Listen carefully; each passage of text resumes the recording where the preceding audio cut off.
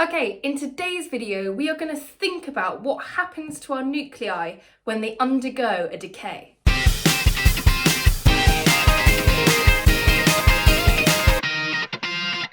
So, in this video, we are going to talk about parent nuclei and daughter nuclei. I don't know why it's gendered, and I don't know why it's exclusive to daughters. Anyway, our parent nuclei are the unstable nuclei. And so we have this before picture, an unstable parent nuclei that needs to release some radiation. This nucleus then releases the radiation, but in doing so, it undergoes a change to itself as well. So in my after picture, you have the daughter nuclei and the radiation. The daughter nucleus is now the stable nucleus that my parent nucleus changed into. Let's have a little look at alpha first. Here we have some uranium-238. It has got 92 protons and 146 neutrons in my unstable nucleus. As it releases the alpha radiation, and remember, my alpha radiation is made up of 2 protons and 2 neutrons, that means that my daughter nucleus is left with 2 fewer protons and 2 fewer neutrons than the parent uranium nucleus. So, my daughter nucleus has 90 protons and 144 neutrons, and is now a thorium nucleus. Okay, now let's look at beta minus. Yeah, some weird stuff happens here. Okay, take a carbon-14 nucleus.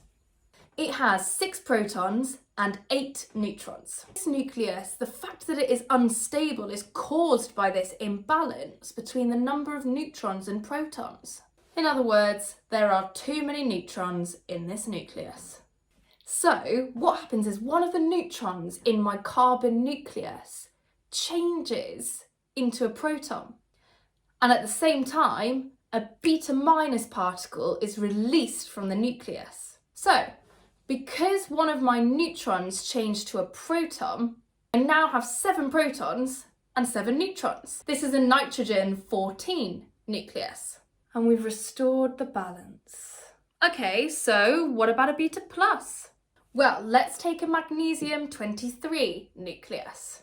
This nucleus has got 12 protons, but only 11 neutrons. And this nucleus doesn't like having that many protons and would like to turn one of them into a neutron. So, in this release of radiation, one of the protons turns into a neutron and a beta plus particle is released. So we are left with a daughter nucleus that has 11 protons and 12 neutrons. So my magnesium has changed into a sodium nucleus. Okay, and finally gamma. So gamma is released from an unstable parent nucleus with too much energy, releases this energy as a wave, but none of the neutrons or protons within my nucleus change, like this gamma decay of technetium.